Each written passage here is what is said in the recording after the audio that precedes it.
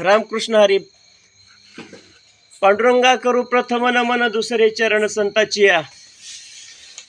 आपल्या संपूर्ण महाराष्ट्रामध्ये संपूर्ण महाराष्ट्र प्रेमी असणारे हे रामायण ग्रुप सुंदर अशा प्रकारचा चालू आहे. सर्वांच्या सहकार्यानं चालू आहे. हा नोहे एकट्याचा खेळ म्हणून मेळ जमविला. प्रथमतः साऱ्या गणेशाला वंदन करून आपल्या जिवेवरती वास्तव्य करणारी सरस्वती आहे, तिलाही नमन केलं गेलं आहे. आणि कालच आपण कथेचं अनुसंधान पाहिलेलं आहे की असणार हा जो राजा रावण आहे, तो राजा रावण या ठिकाणी युद्धाला सज्ज झाला गेलेला आहे. त्याच्याबरोबर असणारे अश्व म्हणजे या ठिकाणी हत्ती आहेत, घोडे आहेत आणि सैन्यदळ सर्व सैन्य घेऊन तो प्रभू रामाच्या दिशेने तो निघालेला आहे.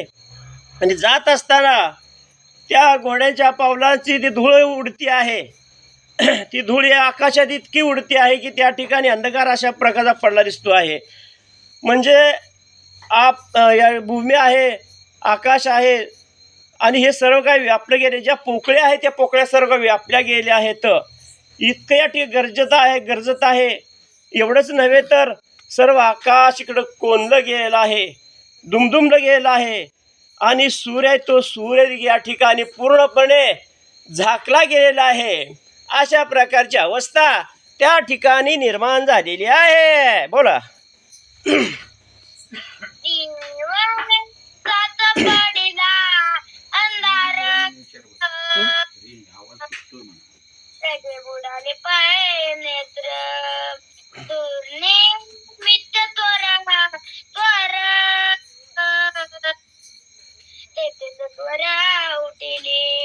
असो या ठिकाणी जात असताना अशा प्रकारचा तो दिवसच होता, काय रात्र नव्हती.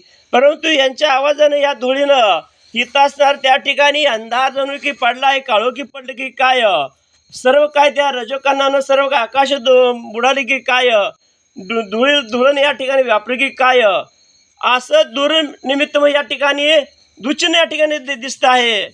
आणि सर्व काही या ठिकाणी व्यापले गेल्यामुळं पुढं अंधकार दिसतो आहे. आणि अशा अवस्थेमध्ये युद्ध करण्यासाठी आपल्या ससैन्यानिशी जो राजा रावण आहे तो निघालेला आहे.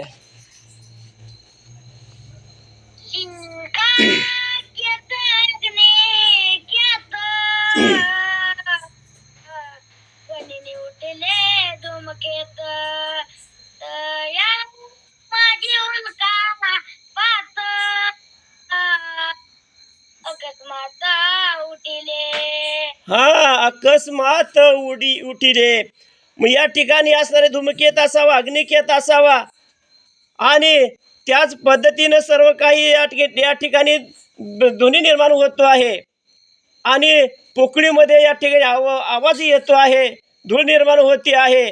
आणि अशाच सैन्यानिशी जो राजा रावण आहे तो निघालेला आहे.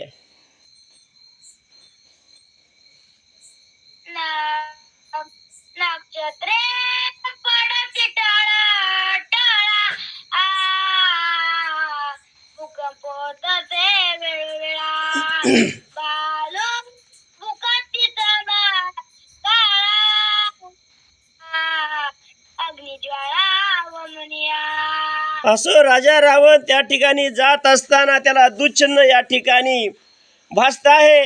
जणू काय पृथ्वीवरती भूकंप व्हावा, पृथ्वी डगमगावी. या ठिकाणी भालू असतील त्या ठिकाणी भुंकावे, कुत्रे या ठिकाणी एखादा अपशकून जर व्हायचं म्हटलं तर पहा, कुत्रे आपल्या दारासमोर रडतात, कुठं रडतात. त्यावेळेस आपल्याला वाटते कुठं तर अपशकून होत आहे, काहीतरी दुर्घटना घडती आहे.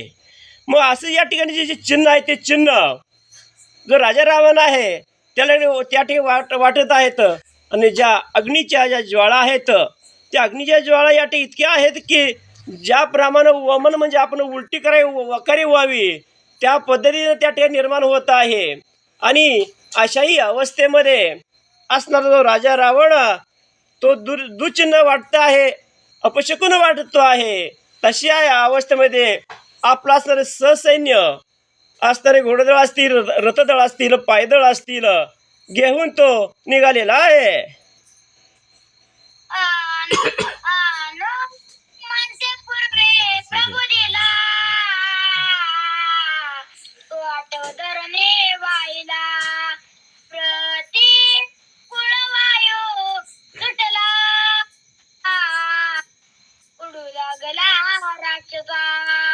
हा, हनुमंतानं या ठिकाणी पूर्वी या ठिकाणी प्रबोधलं गेलं होतं, सांगितलं गेलं होतं. त्याचा आठव या ठिकाणी राजा रावणाला होऊ लागलेला आहे की बाबा या ठिकाणी असणारी वस्त्र आहेत त्या ठिकाणी ती उडू लागली गेली आहेत आणि जो अपशकुन आहे त्याला भासू लागले गेला आहे. वारा भयंकर अशा प्रकारचा सुसाट सुटला गेला आहे.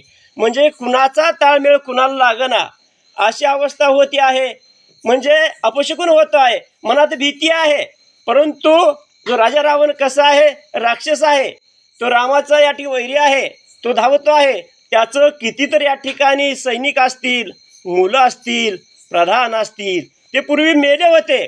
परंतु याही अवस्थेमध्ये पुन्हा तो या ठिकाणी हुशारी धरतो आहे, हुंबाडी मारतो आहे.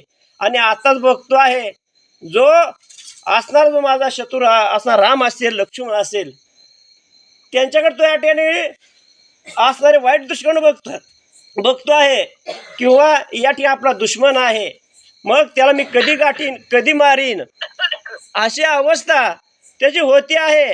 आणि जात असताना अतिशय तो भयभीत झाला गेला आहे. एका बाजूला रागाला गेलेला आहे आणि जे आकाशे कोंडला आहे ते या ठिकाणी त्याला पुढं धुळीच्या कण दिसत बी नाही. अशा अवस्थेमध्ये तो राजा रावण तो निघालेला आहे. बोला. गणेशाय नमः, श्री प्रभो रामचंद्राय नमः, श्री सरस्वत्यै नमः. हा, रामकृष्ण हरी. ताई ताई आकाश वायू भरला राक्षस घसा, प्राण परतेना सहसा थोर दुर्दशा रावणा. हा, थोर दुर्दशा या ठिकाणी अपशकुन या ठिकाणी राजा रावणाला होऊ लागलेले आहेत. आणि जात असताना अपशकुन होतो आहे. परंतु या ठिकाणी तो जात आहे त्या वाऱ्यानं जे आपली कपडे असतील, वस्त्र आहेत, त्या ठिकाणी उडून जात आहेत. एवढंच नव्हे, प्रतिकूल अवस्था आहे. आणि जो धूळ आहे ते धूळ त्या ठिकाणी जे राक्षस आहेत त्यांच्या नरड्यात जाती आहे, तोंडात जाती आहे, त्यांचा प्राण कासावीस होतो आहे. अशा प्रकारची दुर्दशा होते आहे राजा रावणाची किंवा राक्षसांची. परंतु आवेश कशाचा आहे? युद्धाचा आहे. आणि ह्याच आवेशानं तो पुढं निघू लागलेला आहे.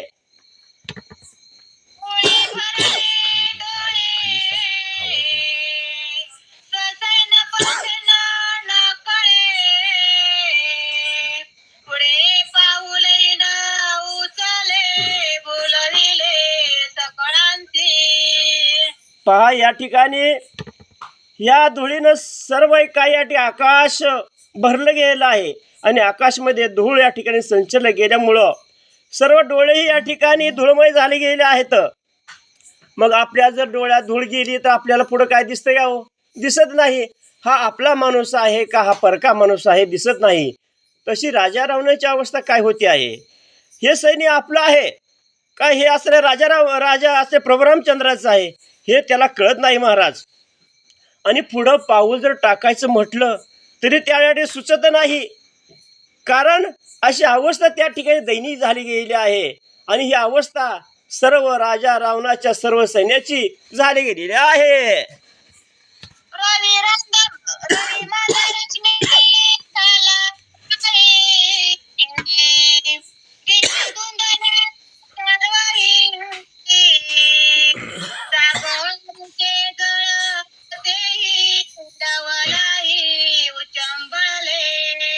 हा, लवलाही उचंबळलेले ज्याप्रमाणे असं आपल्याला सूर्य उगवावा, काही अंतर यावं आणि ज्यावेळेस मंदमय अशा प्रकारचा प्रकाश पडावा किंवा एखादे आभाळाने यावं किंवा या ठिकाणी ढग त्या ज्याप्रमाणे आडवं यावं, आपण आपल्या भाषेत म्हणायचं तर आपण शिरवळ म्हणतो. आणि तशी अवस्था त्या युद्धाच्या ठिकाणी त्यांची झाली गेलेली आहे. सर्व काही 10 दिशा आहे त्या ठिकाणी धुंदल्या गेलेल्या आहेत, धुंदी पडली गेलेली आहे. आणि जे समुद्राचं असणारे पाणी आहे ना, ते पाणी महाराज ऑटोमॅटिक मनानंच त्या ठिकाणी उचंबळत आहे, वर येत आहे. अशी अवस्था त्या ठिकाणी निर्माण झालेली आहे. ऐशी दुशीने जितुकी, सकळ श्रावण कटकी, प्रवेशली एकाएकी, तेने दशमुखी संचित. हा, त्याने दशमुखी म्हणजे असणारा राजा रावण सचित्त झाला गेला आहे, चिंत झाला गेला आहे. दूषित तर त्याला दुश्चिन्ह अशा प्रकारची वाटत आहेत, अनेक अपशकुन त्याला या ठिकाणी जाणवत आहेत. आणि रावणाचं जे सैन्य आहे, कटक म्हणजे सैन्य, त्यांची अवस्था गात्रेगरी झाली गेली आहे. आणि तेही एकाएकी या ठिकाणी त्या ठिकाणी प्रवेशले गेले आहेत. आणि आत्ताच या ठिकाणी बघतो आहे आपला जो शत्रू, जो प्रभू रामचंद्र असतील, या ठिकाणी असता हा जो सौमित्र आहे, लक्ष्मण आहे, तिकडं या ठिकाणी जातो आहे, बघतो आहे. आणि त्याला आतून या ठिकाणी खंत वाटते आहे, भीतीही वाटते आहे. परंतु राक्षस असल्या गेल्यामुळे बळच या ठिकाणी तो आवेश आणतो आहे, चढतो आहे. आणि सर्व सैन्याची अशी दुर्दशा की अवस्था या ठिकाणी बिकट होऊ लागलेली आहे. मणे संकटाचे मिथ्या करू शके कोण, यज्ञ उठलिया विघ्न, घात संपूर्ण करत्याचा. हा, या ठिकाणी राजा रावणाला वाटू लागलेला आहे की पूर्वी या ठिकाणी कारण शंकराचं भक्त असणारा हा जो राजा रावण होता, अतिशय जीवलग असणारा हा भक्त होता महाराज. परंतु राजाही होता, राक्षसही होता, तो भक्तही होता. त्याला पूर्वीच या ठिकाणी आठवण झाला गेला. शंकरानं या ठिकाणी बोललेलं या ठिकाणी शब्द त्याला आठवू लागलं गेलं की एखादं यज्ञ असं होते, यज्ञामध्ये जर विघ्न आलं गेलं तर ते यज्ञ असणारा जो पूर्णपणे काय होतो आहे, निष्फळ होतो आहे किंवा घातपात होतो आहे. तो कोणच होत आहे, जो यज्ञ करता आहे, जो मालक आहे, चालक आहे, त्याचा होतो आहे. आणि त्याच पद्धतीनं माझी अवस्था होती की काय, असं या ठिकाणी त्याला दुश्चिन्ह किंवा अपशकुन राजा रावणाला होऊ लागलेले आहे. ऐसा झाला संचित, दुर्निमित्ते भूमी रमीभूत. उभी राहिली, झाला लंकानाथ, ती अकांत वर्तला. ओवी राहिली वाचू नको. ते घरघराले काय कळ नाही. ओवी राहिली, पाठीमागची ओवी घ्या. ते आजी दिस दिसते फळ, दुर्निमित्ते प्रबळ, येते दिसता ती सकळ, समग्र जण व्यापिले. हा, पूर्वी या ठिकाणी शंकराचं बोलणं शब्द त्या ठिकाणी राजा रावणाला आठवलं गेलं. आणि तसंच या ठिकाणी माझ्या विघ्न येते काय, तशीच माझी अवस्था होती काय, त्याचं तसंच फळ मला या ठिकाणी मिळतंय काय. आणि अशा प्रकारे तो रागाला जातो आहे, मनामध्ये खंतही वाटते आहे, विघ्नही येतात. आणि सर्व दळ आहे म्हणजे सर्व सैन्य आहे ते त्या ठिकाणी व्यापलं गेलं, आकाश कोंद गेलं आहे. अशी अवस्था त्या ठिकाणी राजा रावणाची झालेली आहे. ऐसा झाला संचित, दुर्निमित्ते भ्रमीभूत, क्षण एक झाला लंकानाथ, ती अकांत वर्तला. हा, अशा प्रकारचं सचित्त अशा प्रकारचं राजा रावणाला वाटू लागलं गेलं आहे. आणि भ्रमीभूत अशी अवस्था झाली गेली आहे. पहा, आपण जर या ठिकाणी काल काय केलं असलं किंवा काय काय काल खाल्लं असलं तरी आपल्या लक्षात राहत नाही. तशी अवस्था त्याला होत आहे. एक क्षणामध्ये त्याला या ठिकाणी आठव होतो आहे आपण काय काल केलं, पुढं काय करणार आहे. मग हे भ्रमित झाला गेला, बुद्धी भ्रष्ट झाली गेली आणि पुढं एक अशा आकांत एक वर्तला गेला आहे. आकांत या ठिकाणी निर्माण होतो आहे. तो तर या ठिकाणी काय पुढं काय घडत आहे या ठिकाणी कवी करे तुम्हा मला सांगू लागलेले आहेत.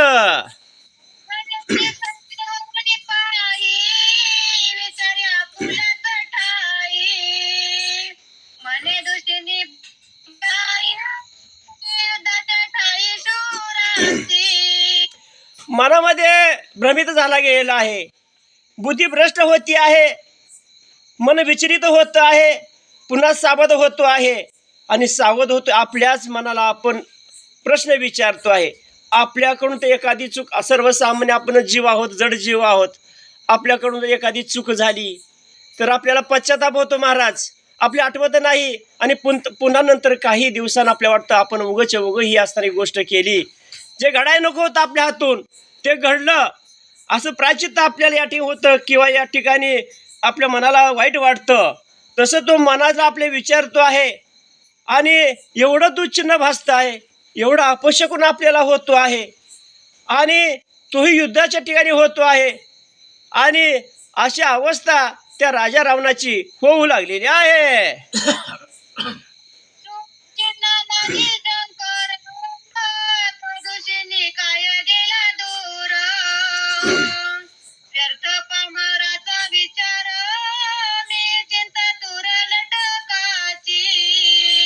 पहा मी चिंता तूर लटकाची. चिंता तूर म्हणजे या ठिकाणी पहा माणसाच्या मनाला लागलेली चिता आणि चिंता. चिता आहे ती या ठिकाणी मेलेल्या माणसाला जाळती आहे, चिंता आहे ती जिवंत माणसाला या ठिकाणी चिंतेने ग्रासतो आहे. आपण म्हणणार का काय लागलं, लय खराब झालाय, कशाची चिंता लागली, कशाची काळजी लागली गेली आहे, कृश झाला गेला आहे असं त्याला वाटतं आहे. आणि चांगल्या चिन्ह माझी शंकर माझ्या पाठीशी होता आणि ज्या ठिकाणी दुःचिन्ह वाटतं आहे किंवा वाईट अवस्था माझ्याकडे येते आहे त्यावेळेस माझ्यापासून असणारा माझा सर्व शंकर या ठिकाणी दुरावतो की काय आणि मला असा भास होतो की काय आता मी काय करावं काय नाही असं अपशकुन राजा रावणाला होऊ लागलेले आहेत.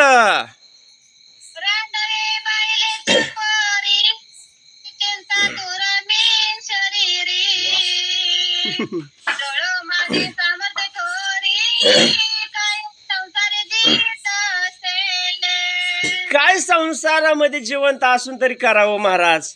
ज्याप्रमाणे एखादी असणारी ही जी विधवा स्त्री असावी आणि तिला या ठिकाणी काय कसं वाटत असेल हो, काही सुवासनी असाव्यात, काय हळदी कुंकाचा कार्यक्रम असावा एखाद्या ठिकाणी आणि त्या ठिकाणी एखादी जर विधवा स्त्री असली तिला किती दुःख होतं व तिच्या मनाला काय अवस्था होत असेल व.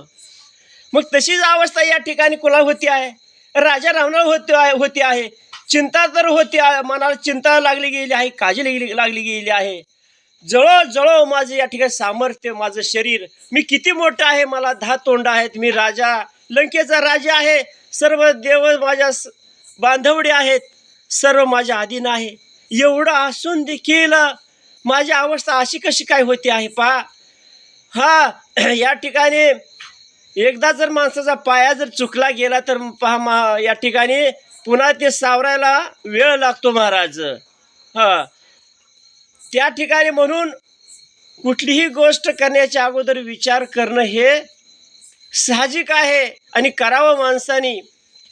आणि नंतर वेळ निघून गेल्यावर पुन्हा प्रायश्चित्त करणं किंवा मनाला वाईट वाटून घेणं हे काय बरोबर नसतं.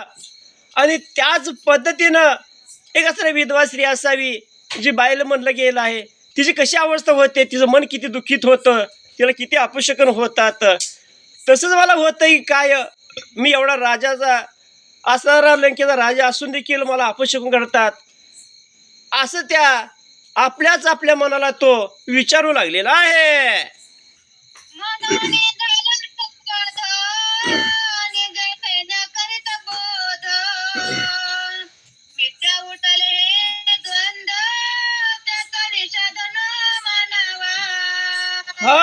असं या ठिकाणी त्याला भ्रमित अवस्था झाली गेली होती. तो मूर्छित झाल्यासारखा झाला गेला होता. तो काही क्षणात तो पुन्हा राजा रावण सावध झाला गेला आहे. पुन्हा आपले जे राक्षस सैनिक होते ना, त्यांना तो बळच या ठिकाणी म्हणतो आहे, अरे उठा उठा. मिथ्या म्हणजे लटक, मिथ्या उगच. या ठिकाणी उठा उठा बळच म्हणतो आहे. हे द्वंद्व मांडलं गेला, युद्ध मांडलं गेलं आहे. त्याचा विषाद म्हणजे या ठिकाणी भय आहे. आपण काय राक्षस आहोत, आपण शूरवीर योद्धे आहोत. मग आपल्याला कशाचं भय आहे? आपण जिंकणारच, आपला विजय होणारच, असा तो बळच म्हणतोय बरं का. मनात तर भीती आहे, परंतु बळच तो सैन्याला आपल्या म्हणतो आहे, बजावतो आहे. असं करत करत त्या ठिकाणी त्या मनाला अतिशय खंत वाटू लागलेली आहे. शिवे पातळीले व्रत युद्धी लागली आघात रणी दूषित करी सावचित निशितार्थ पहावया. हा, मग तो राजा रावण शिवाचा भक्त होता. मग त्यावेळी त्यानं सांगितलं गेलं होतं की या ठिकाणी असं रे, आपण जर व्रत शिवाचं केलं तर जर युद्धामध्ये आपला आघात झाला गेला किंवा आपला पराजय झाला गेला तर या ठिकाणी रणांगणामध्ये आपलं मन या ठिकाणी दूषित झालं गेलं किंवा भयभीत झालं गेलं तर काय करायचं आहे? सावचित्त व्हायचं आहे आणि नंतर पुढं या ठिकाणी आपण बळच या ठिकाणी युद्धाला जायचं आहे, सरसावायचं आहे. मग आपण काय केलं गेलं पाहिजे? हुंबाडीनं गेलं पाहिजे. आपण एकटं नव्हे तर आपले जे राक्षसगण आहेत ना, त्याच्या सहित जो आपला वैरी असणारा जो राम असेल, लक्ष्मण असेल, त्याच्यावरती जायचं आहे. मनामध्ये तर भीती आहे. अशा आवेशानं तो राजा रावण निघालेला आहे. ते शंकर कृपा माती आपे आपणील तेल कैसी आम्हा समुख विघ्नासी रावयासी तोड कैसे. राहावयासी तोंड कैसे. आम्ही तर शंकराचा भक्त आहे, शंकराची कृपा आम्हावरी झाली गेली आहे. मग दुचनं तर कसं म्हणावं? मी एक भक्त आहे, सदभक्त आहे. मग चांगलं कर्म केलं तर चांगलंच फळ मिळणार आहे. मग शंकराची कृपा माझ्यावर झाल्या गेल्यावर मग कशाचं विघ्न, कसलं दुःख, हे सर्व काय व्यर्थ आहे. मला भास होतो की काय, असं या ठिकाणी त्याला भासू लागलेलं आहे. बाप कृपाळू शंकर विघ्न निरसिले समग्र येऊ नका चला शीघ्र रणवानर निवटावया. पहा, या ठिकाणी असणारा जो राजा रावण या ठिकाणी काय म्हणतो आहे? शंकराची कृपा माझ्यावरती आहे, मी सांगतोय ते खरं आहे, माझं त्या ठिकाणी तुम्ही ऐकावं. बाप कृपाळू असणारा शंकर आहे, त्याच्याच कृपा आशीर्वादानं सर्व काही चाललं गेलं आहे. जरी विघ्न आलं गेलं तर त्या विघ्नाचं निरसन त्या ठिकाणी माझा श्री शंकर करणार आहे. मग कशाला भ्यायचं आहे, कशाला पळायचं आहे? मग आपले असणारे जे नर म्हणजे माणूस, वानर या ठिकाणी जे असतात ते वानर आहेत. मग ह्याला काय करायचं आहे? आपल्याला मारायचं आहे. जे आपले शत्रू आहेत पहा, ते आपले मित्र नाहीत, शत्रू आहेत. मग शत्रूला मारायचं की तारायचं किंवा गोड बोलायचं? तर शत्रूला मारायचंच, असा आवेश तो मनात धरला गेला आहे. आणि आपल्या राक्षसांना तो किंवा सैन्याला तो बोलू लागलेला आहे. ऐसे सांगोनी संन्यासी आश्वासोनी तयासी सन्मुख जाता रणभूमीसी रथ तोंड गती आदळला. हा, अशा प्रकारचं आपलं बोलणं त्या ठिकाणी तो सैन्याला म्हणजे स्वतःच्या सैन्याला, राक्षसाला तो बोलतो आहे, सांगतो आहे. लगेच तो ज्या ठिकाणी रणभूमी होती ना, तो बोलतो आहे, सांगतोय, चला चला पुढं आपला सरेस वैरी आहे आणि रणांगण पुढं आहे, कशाला भ्यायचं आहे? आणि तो रथामध्ये बसला गेलेला आहे. सर्व सैनिक ही जवळ आहेत, काही पायदळ असतील, काही घोडदळ असतील. सैन्यानेशी ज्या ठिकाणी रणांगण होतं, रणभूमी होती, त्या ठिकाणी तो येऊन पोहोचलेला आहे.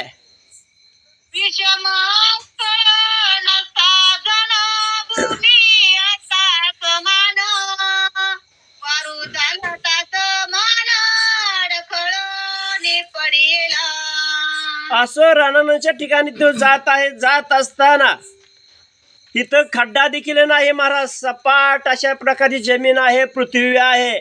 परंतु तरी देखील त्याला काय वाटतं आहे, पुढं डबरं आहे किंवा खड्डा आहे. मग स्वयंनवी रथाला जुंपलेला जो असणारा अश्व म्हणजे घोडा आहे, तो घोडा काय करतो आहे, पडतो आहे. म्हणजे ठेस लागते आहे किंवा डबऱ्यात त्याचा पाय जातोय काय, आणि तो पडतो आहे. असं त्याला भास होतो आहे, अरे पुढं तर या ठिकाणी काय आहे, एक खड्डा दिसतोय काय, आणि माझा घोडा पडतोय रथाचा. अशा अवस्था त्या ठिकाणी राजा रावणाची झालेली आहे. सारथ्यासी वारू पडले तोंड घसी, तेने चिंता रावणाची निजमानासी उपजली. हा, या ठिकाणी सरत्यानं आवरलं गेलेलं आहे. त्या ठिकाणी वारू म्हणजे घोडे. परंतु एवढं सारथी एवढं हे असून देखील ते घोड्याला आवरतो आहे. परंतु पुढं तर सपाट भूमी आहे आणि डबऱ्यासारखा भास होतो आहे, आणि तो वारू म्हणजे घोडा पडतो आहे. तोंड घशी म्हणजे तोंडावरती आदळतो आहे. मग तर या ठिकाणी जो राजा रावण आहे ना, त्याला अतिशय भय वाटतं आहे, चिंता वाटते आहे. जर नसती विघ्ने येती घरा, अशी अवस्था होती आहे. कारण असतानाच तो काय होता, दुष्ट बुद्धीचा होता, परस्त्रीचा लोभ असणारा होता.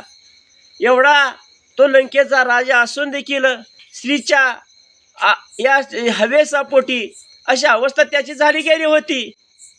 म्हणून या ठिकाणी माणसाच्या तुम्हामाचे एक मनामध्ये किंवा आपल्याजवळ एक षडरिपू म्हणजे सहा विकार का षडरिपू म्हणायचं.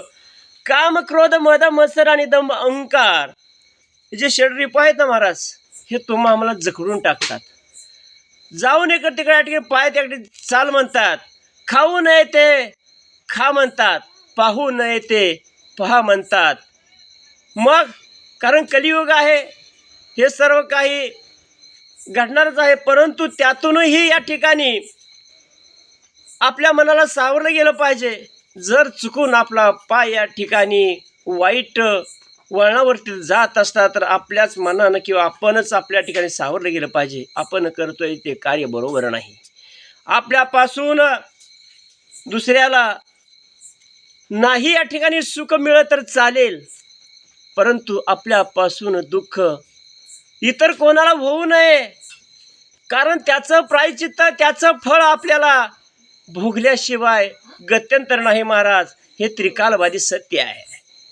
आणि आपला सर हे संपूर्ण रामायण प्रेमी सर्व ग्रुप आहे. हा गोडी गुलाबात अतिशय आनंदानं रामरायाच्या कृपेनं सर्व काही, मी काय तर कुणाची नावं घेत नाही, सर्वांच्याच आशीर्वादानं, सर्वांच्या सहकार्यानं आणि रामरायाच्या आशीर्वादानं मस्त या ठिकाणी छान चालला गेलेला आहे. सर्व संत या ठिकाणी अधिकारी आहेत. आमचे जवळचेच असणार हे जे आवर्जून नाव घ्यावं लागतं घोडके बाबांचं. कारण लहान तोंडी मोठा घास घेऊ नये, परंतु काय वेळेस घ्यावा लागतो महाराज. सांगितल्याशिवाय कळत नाही. जे लेकरू रडल्याशिवायला कळत नाही त्याला पाजायचं. तसं या ठिकाणी एक ज्ञानरूपी या ठिकाणी तहान ते आश्रय घोडके महाराजांनी सर्वांची भागवली गेलेली आहे. याचं या ठिकाणी मला स्मरण येतं महाराज. कारण ते आदरणीय आहेत, वंदनीय आहेत, रामानुचार्य आहेत. आणि 42 ओव्याला ते पूर्वी, आता काय वेगळं आहे, परंतु पूर्वी त्यांच्याशिवाय त्या 42 ओव्या पाचवा देत 42 ओव्या घोडके महाराजाशिवाय या ठिकाणी कोणी सोडवत नव्हतं महाराज. कारण ते ज्ञानच अलौकिक होतं. अतिशय या ठिकाणी काय म्हणते, त्या ठिकाणी लय हे होतं. त्या ठिकाणी कुणाला एवढं जमत नाही, परंतु त्यांच्याशिवाय ते 42 ओव्या कोणीही सोडवत नव्हतं महाराज. आता काय प्रत्येकाने सोडवतं ज्या त्या बुद्धीप्रमाणे, भगवंत बुद्धी देईल त्याप्रमाणे. म्हणून या ठिकाणी जरा विस्तार वाढला गेला, क्षमा मागतो. परंतु या सर्वसामान्य जीवानी किंवा आपण जो राजा रावण करतो आहे तसं आपल्या मनामध्ये येऊ नये, तसं आपल्या हातून घडू नये, एवढीच आपली विनंती आहे. आणि सर्वांनी मिळून मिसळून राहावं, वागावं, गोडी गुलाबाने राहावं. आणि या ठिकाणी जो राजा रावण आहे त्याला त्या ठिकाणी घोडे पडतात, अशी अवस्था होती आहे. आणि आपल्याकडून काय तर चुकतंय काय असं त्या राजा रावणाला वाटू लागलेलं आहे. बोला. तथापि निवृत्ती करुणा करुणी रावण वारुटविले जन उदक सिंचन करुनिया. वा वा वा, किती छान आहे. हा, लागलीच तथापि वीरवृत्ती या ठिकाणी धारण केली गेली आहे. राजा रावण उतरला गेलेला आहे. आपल्या डोळ्याने या ठिकाणी या पडलेल्या घोड्याकडे पाहतो आहे. आणि अश्रुबिंदू म्हणजे या ठिकाणी डोळ्यातील जे अश्रू आहेत ते अश्रू या ठिकाणी स्रवतात महाराज. आणि या ठिकाणी तो पाण्याचा थेंब टाकतो आहे त्या असं घोड्यावरती. उदक सिंचन म्हणजे पाणी शिंपडतो आहे, त्या साऱ्या घोड्यावरती टाकतो आहे, उदक शिंपडतो आहे, त्याला उठवतो आहे, बळच करतोय बघा महाराज. अशी अवस्था त्या राजा रावणाची होऊ लागलेली आहे. हॅलो, बोला. आहे अश्वाची नेत्रद्वारा बिंदू स्रवती सैरा ते पुसोनी वेगवत संजोगिले. पहा, जे असणारे जे घोडे होते ते रथाला जुंपलेले घोडे होते, पडले गेले होते. पडल्यानंतर त्या ठिकाणी त्यांच्या डोळ्यातून या ठिकाणी अश्रू बिंदू स्रवताती म्हणजे डोळ्यातून पाणी येत आहे. म्हणजे माणसाचे किंवा जनावरांचे एखादं दुःख झाल्याशिवाय डोळ्यातून पाणी येतं का महाराज? नाही. एखादी जर मुलगी या ठिकाणी नंदाने निघाली तर त्या ठिकाणी असणारे आई वडिलाच्या डोळ्यातून ज्याप्रमाणे पाणी यावं तर त्याच न्यायाप्रमाणे असणारे हे जे घोडे असतील रथाचे, त्या ठिकाणी त्यांना दुःख वाटत असेल, त्यांच्या डोळ्यातून या ठिकाणी पाणी गळत आहे, स्रवत आहे. आणि त्यांना पुन्हा उठवतो आहे, त्यांना पुसतो आहे आणि पुन्हा रथावर तो या ठिकाणी झुंपतो आहे, रथावरती बसतो आहे आणि पुढचा मार्ग तो राजा रावण क्रमण करू लागलेला आहे. वीर रावण जग जेठी विघ्ने घालोनिया पाठी धनुष्य बाण दरडिया गोष्टी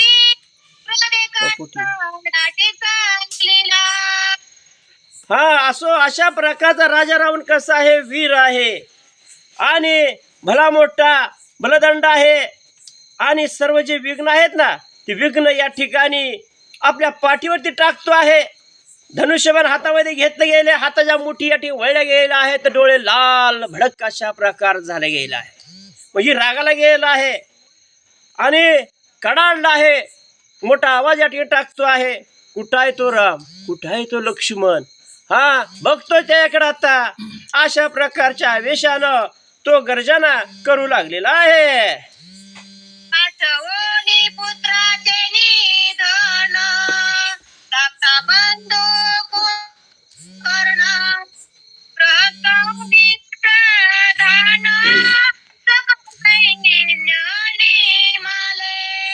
असं तुम्ही म्हणसाल या ठिकाणी दुःख विघ्न कुठलं या पाठीवर टाकतो आहे, तर पाठीमागचं असं हे जे जे मुलं होते त्याची मुलं या ठिकाणी मरण पावली होती. आपला धाकला बंधू असणारा जो कुंभकर्ण आहे तो कुंभकर्ण या ठिकाणी निमाला होता, मेलेला होता. प्रस्थ प्रधान होता, तोही त्या ठिकाणी मरण पावला गेला होता. अनेक सैन्य या ठिकाणी मेलं गेलं होतं. त्याचं दुःख त्याने या ठिकाणी काय करतोय, पाठीवर टाकतो आहे, पुढं चालतो आहे. म्हणजे मला जणू काहीच या ठिकाणी वेगळं नाही, मला काहीच दुःख नाही असं तो आवेश आणतो आहे. खरोखर त्याला दुःख आहे का हो? खरोखर दुःख आहेच, परंतु दुःख नाही असं तो या ठिकाणी पाठीवर टाकतो आहे आणि पुढे या ठिकाणी युद्ध करण्यासाठी सरसावू लागलेला आहे.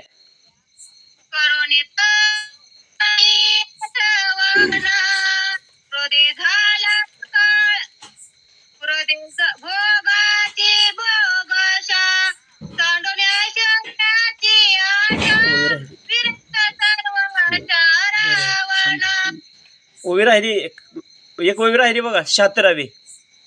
करुणितयाची आठवणी क्रोधे झाला काळाग्नी प्रवेश अंगणी देऊनी पाणी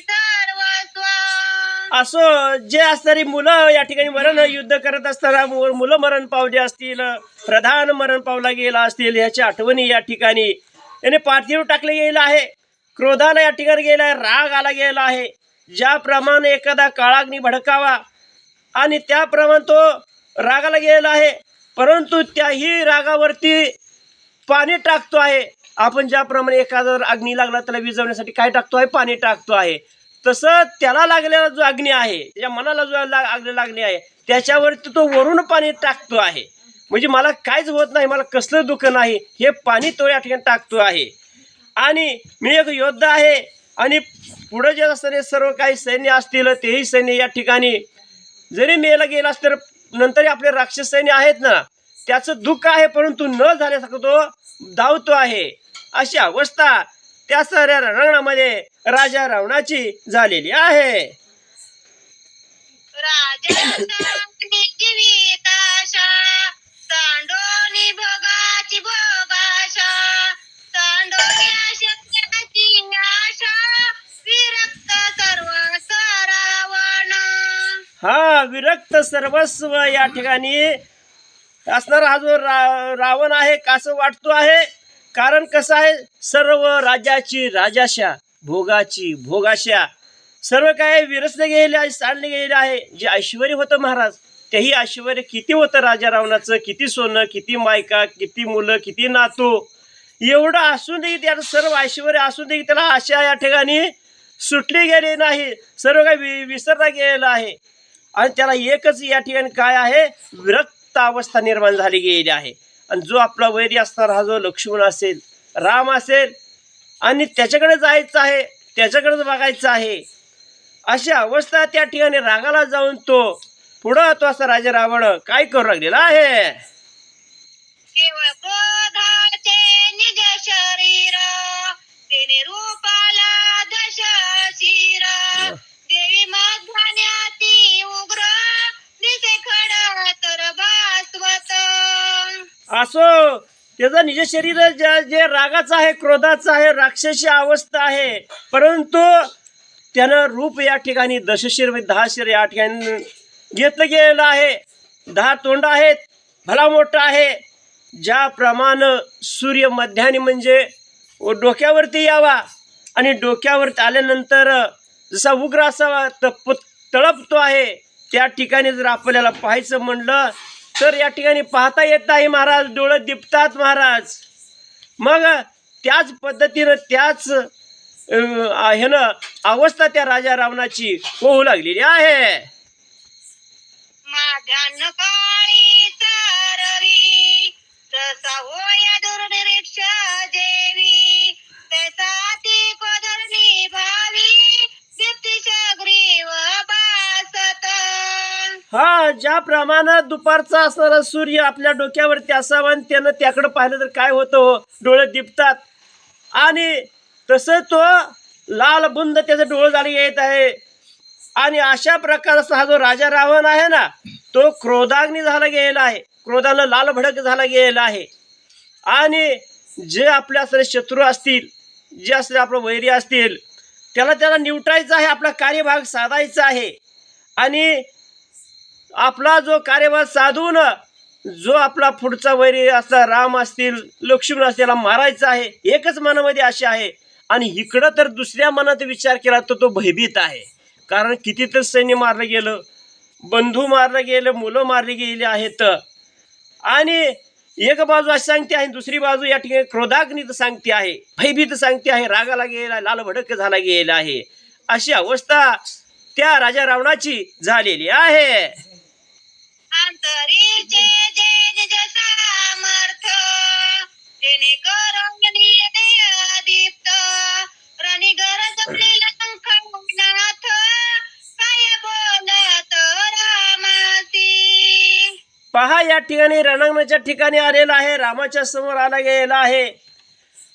अंतर्मनामध्ये या ठिकाणी आपलं असं निज सामर्थ्य आहे, ते या ठिकाणी प्रदीप्त झालं गेलेलं आहे.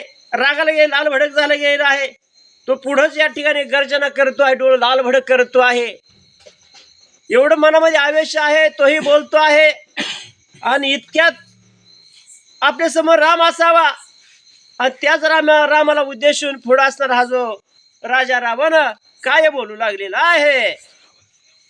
रामा तुझे पोटी हॅलो मॅडम थांबा. करते कडकडाटी ते आजी साधिली गोष्टी जणी पाठी देऊनी पळती.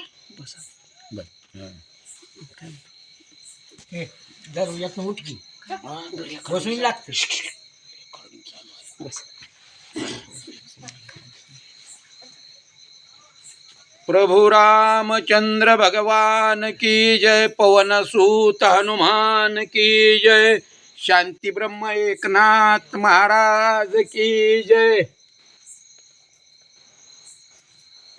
ताई पुन्हा घ्या ओवी. रामा तुझे पोटी ओवी पुन्हा घ्या. ओवी सांगितले पाठीमागची घ्या. पाठीमागची ओवी पुन्हा घ्या, सांगितलेली नाही. 80 अंतरीचे अंतरीचे निज सामर्थ्य तेने करोनी देह दीप्त रणी गरजणी लंकानाथ काय बोलत रामासी. पांडुरंगा करू प्रथम नमन, दुसरे चरण संतांचे आहेत. त्यांच्या कृपादाने कथेचा विस्तारू बाबाई सद्गुरु दास तुका. काय माझी वाणी मानेल संताशी, रंजवू चित्ताशी आपुल्या. माझी वाणी तुझे वर्णी गुणनाम, आईशी देई प्रेम काही कळा. प्रथम असणाऱ्या गणपती बाप्पांना, त्यानंतर माझे सद्गुरू मौली असणारे आदरणीय चिंतामणी बाबांच्या चरणी नतमस्तक होऊन आणि तुम्हा सर्व संत श्रोत्याच्या चरणी नतमस्तक होऊन कथेचं अनुसंधान असं आहे की या ठिकाणी असणारा राजा रावण युद्धासाठी निघालेला आहे. त्याला नाना प्रकारचे अपशकुन झालेले आहेत. मग कुठं घोडे रथ उलटून पडला असेल, घोडे खाली बसले असतील, त्याला नाना प्रयासानं उठवलं गेलं. अंतकरणातून राजा रावण घाबरलेला आहे. पण घाबरलेला असूनही, कारण बाकीचे स्वतः जर हा सेनापती जर धूरच जर घाबरलं तर बाकीचं सैन्य या ठिकाणी घाबरेल. म्हणून राजा रावणानं उसना अवसान बांधलेला आहे. आणि जसा मध्यान्हीचा सूर्य असावा त्याप्रमाणे तो अतिशय म्हणजे रागानं लालबुंद झालेला आहे. आणि रागातच क्रोधाच्या आविर्भावामध्येच रामरायाच्या समोर येऊन राजा रावण रामरायांना काय म्हणू लागलेला आहे. रामा तुझे पोटी युद्ध करणे कडकडाटी आजी गोष्टी जरी पाठी देऊनी पळशी. पहा, राजा रावण म्हणू लागलेला आहे की रामा, तुला युद्धाची खुमखुमी भरपूर आहे. तुला तुझ्या मनामध्ये एकच आहे की मी रावणाबरोबर युद्ध करीन, मी रावणाबरोबर युद्ध करीन, मी रावणाला मारीन.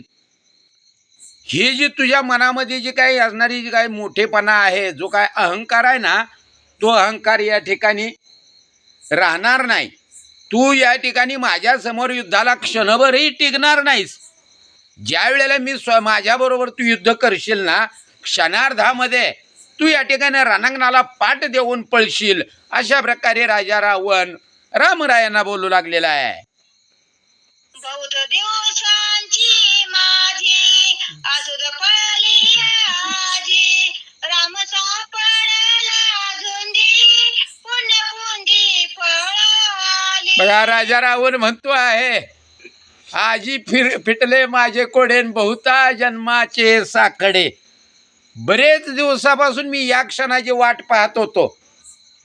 कितीतरी दिवसा जन्म, कितीतरी वर्ष गेली. ज्या क्षणाची मी वाट पाहत होतो ते खरंच माझ्या भगवान शंकरानं माझ्यावरती कृपा केली. आणि आज माझ्या समोर मला तू या रणांगणावरती सापडलेला आहेस. आजपर्यंत तू जागोजागी या ठिकाणी असणारा पराक्रम केलेला मोठेपण सांगत आलास. पण माझं पुण्य फळाला आलं. आणि कारण माझे पुण्य फळा आले, खरंच माझं पुण्य फळाला आलं. आणि म्हणून रामा तू माझ्या समोर आला. रावण रामरायांना बोलू लागलेला आहे.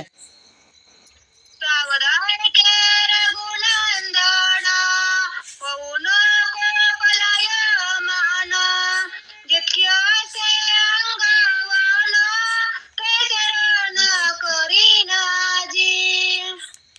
बघा रावण म्हणतोय रामा ऐक म्हणले, आता तू युद्धाची हाव धरून आलायस ना, तर आता तू माघारी पळून जाण्याचा प्रयत्न करू नकोस, घाबरून रण सोडू नको. आणि जास्त तुला घाबरायची गरज पण नाही. तुझं जेवढं बळ आहे ना, तुला जसा हवा आहे तशा प्रकारचं मी या ठिकाणी युद्ध करीन. तुझी जेवढी अंगवण आहे ना, तुझं जेवढं सामर्थ्य आहे ना, त्याच योग्यतेनं मी तुझ्याबरोबर ती युद्ध करीन. पण तू या ठिकाणी असणार रणांगण सोडून पळून जाऊ नको. राजा रावण पुन्हा पुन्हा म्हणले या ठिकाणी रामरायांना बोलू लागलेला आहे. पूर्वी मज पासोनी पळाला, तो मागोते निर्णाला, आताही पळविरवैला, जनिया बोला भ्रमसिला.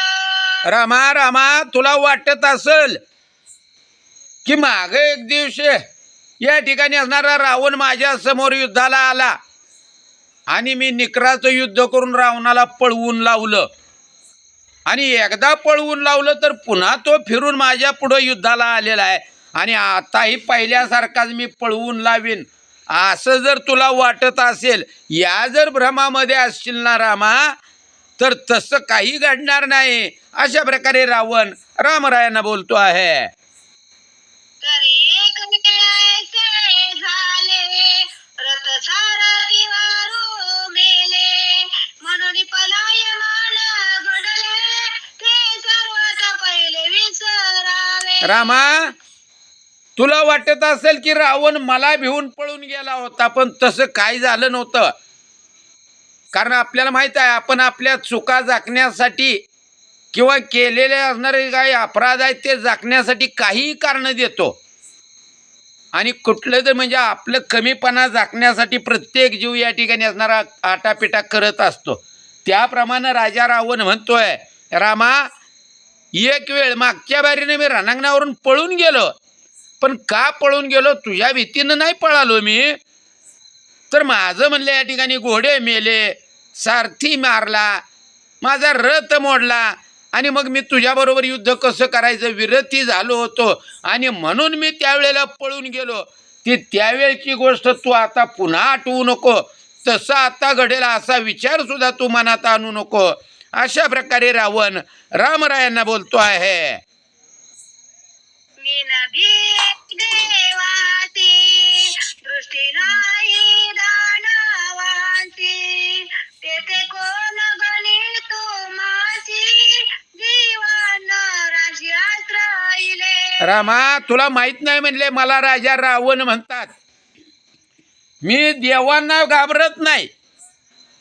सगळे देव माझ्या बंदीखान्यामध्ये माझ्या अंकित आहेत, आणि जे दानव आहेत त्यांना मी गिनतीत सुद्धा धरत नाही, काय नाही त्यांना मोजत सुद्धा नाही म्हणले.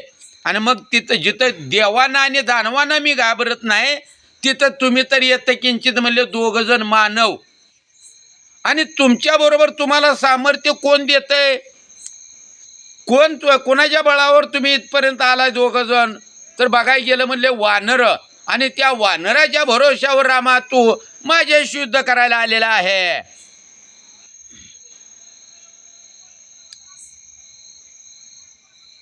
चला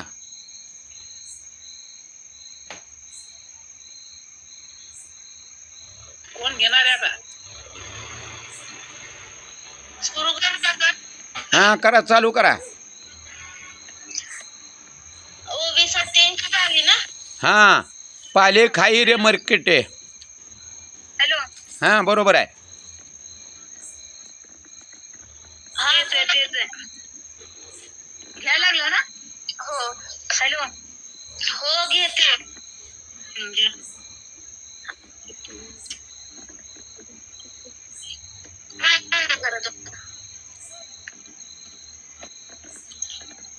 श्री गणेश. काय झालं? हां घ्या, चालू कर. श्री गणेशाय नमः, श्री सरस्वते नमः, श्री प्रभु रामचंद्राय नमः. पाले खाई री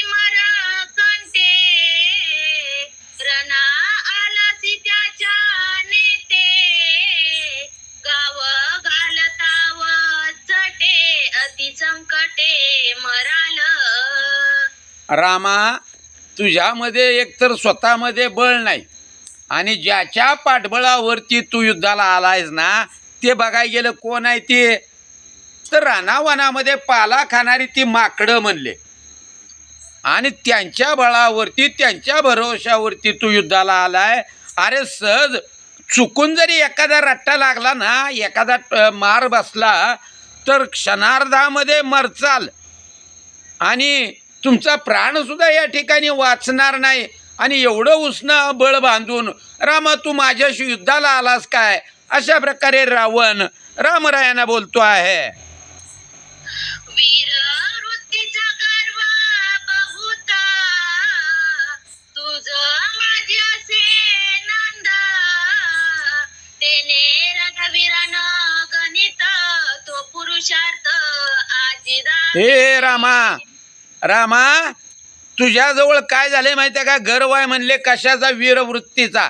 आजपर्यंत हे मारलं, ह्याला मारलं, त्याला मारलं, मग ही जी काही तू करत आलास ना, त्यामुळं तुला गर्व झालेला, अभिमान झालेला आहे की मी या ठिकाणी असणाऱ्या त्या जनस्थानाच्या ठिकाणी एवढे राक्षस मारले, इतर रणांगणावर आल्यावर इतके मारले, हे केलं ते केलं, असं जे तुला गर्व झालेला आहे ना, त्या गर्वामुळंच तुला महाबलाढ्य महावीर कोण आहेत ते सुद्धा तुझ्या लक्षात येईना म्हणले.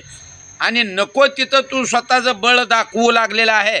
मग जे बळ तू आजपर्यंत दाखवलं ना, तेच बळ, तोच पुरुषाचा रामा तू मला दाखव, अशा प्रकारे रावण रामरायांना बोलू लागलेला आहे.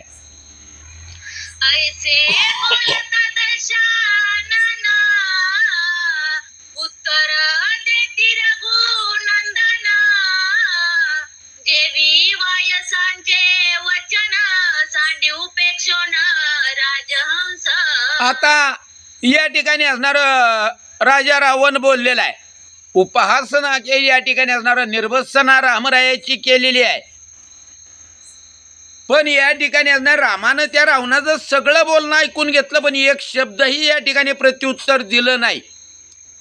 कारण जसं एखाद्या असणाऱ्या सभेमध्ये पंडित बोलत असताना एखादा मूर्ख जर बडबडू लागला, मूर्खानं जर काही प्रश्न विचारले किंवा काही बडबडला बोलला गेला, तर ज्ञानी पंडित जसे शांत राहतात, काही एक उत्तर देत नाहीत. किंवा या ठिकाणी गावबा काका सांगतात, जसं एखाद्या ठिकाणी असणाऱ्या कावळ्यानं गोंधळ करावा, कावळ्यानं ओरडावं, कावळ्यानं असणाऱ्या राजहंसाची या ठिकाणी निर्भत्सना करावी. पण त्या कावळ्यानं किती जरी निर्भत्सना केली तरी राजहंस त्याला या ठिकाणी असणारं प्रत्युत्तर देत नाही.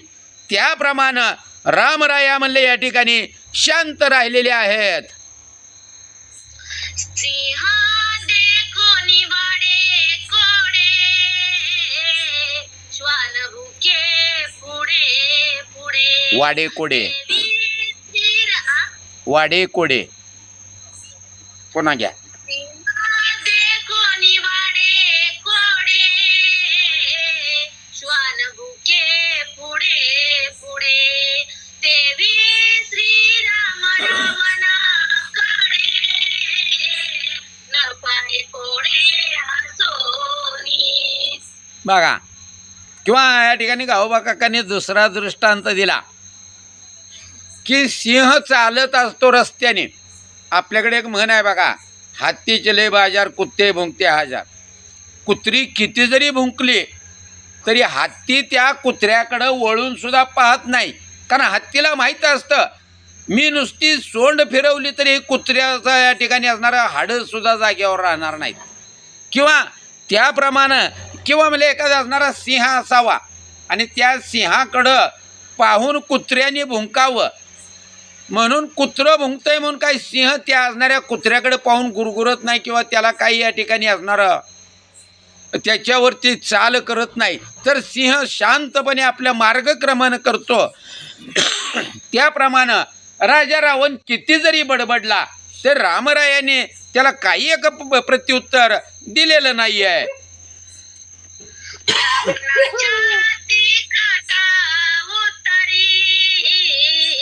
रामन विचरण केसरी, जेवी सिंहा पुढे कोलाळा कारी निज गजरी चुकर.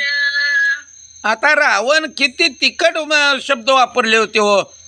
तुला गर्व झालाय, तुला अहंकारच झालाय आणि तुझ्या अंगामध्ये बळच नाही. तू वानरांच्या उसण्या बळावरती युद्धाला उभा राहिलाय. माझं बळ तुला माहीत नाही. तुला क्षणार्धात मी या ठिकाणी मारून टाकीन. तुझ्यामध्ये किती बळ आहे मला दाखव. अशा प्रकारे रामरायाची निर्भत्सना राजा रावणानं केली. पण तरीसुद्धा रामराया काही मनामध्ये घाबरलेलेच नाही आहेत. कारण रामराया कसे आहेत, रणकेशरी रणरंगधीर आहेत, ते बलवान आहेत.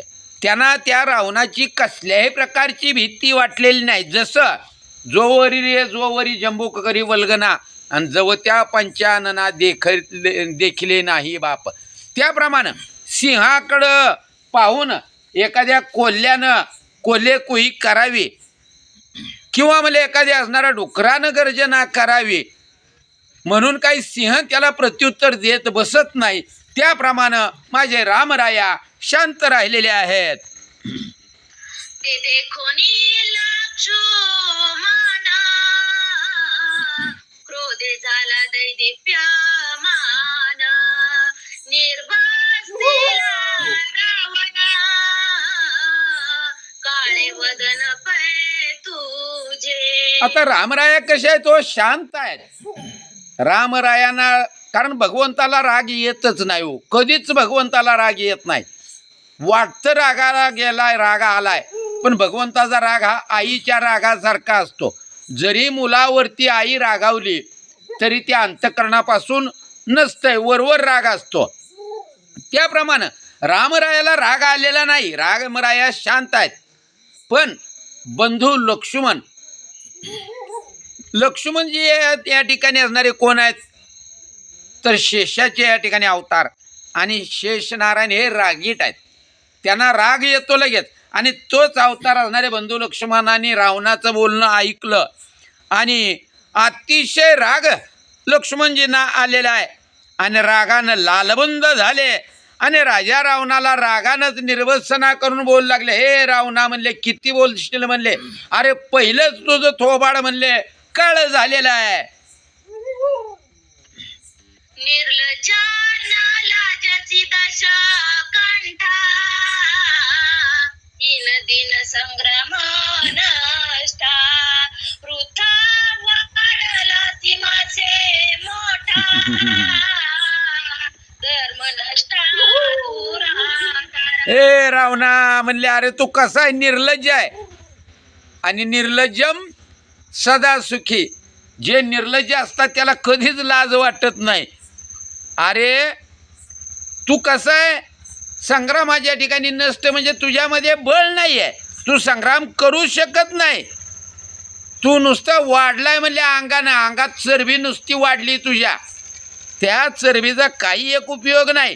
कारण अंगामध्ये बळ असावं आणि जे बळ आहे त्या बळाचा उपयोग सत्कार्यासाठी धर्मकार्यासाठी व्हावा. पण रावणा तू दुराचारी आहे, पापी आहे, दुर्जन आहे. अरे तू धर्मनष्ट आहे, धर्माला त्रास देणारा आहेस. अशा प्रकारे लक्ष्मणजी रावणाला बोलू लागले. वृथा बोलती किती करुणिता विरण ख्याती जाणवेल तुझी शक्ती शस्त्र प्रयुक्ती पर्यावो. अरे नुसतं या ठिकाणी बडबड किती करशील म्हणले. काय एवढी बडबड करून काय उपयोग आहे का म्हणले. तुझी अवस्था काय झाली माहिती आहे का, तोंड बोलतं आणि अंग मार खातं म्हणले. तुझ्यामध्ये बळ नाही आहे. पण जेवढं तू बोललाय ना तसं करून दाखव. कारण बोले तैसा चाले त्याची वंदावी पाऊले. मग जे बोललाय ना तुझ्यामध्ये बळ आहे म्हणतो ना, बघू म्हणले तुझं रणख्याती, रणामध्ये किती सामर्थ्य आहे.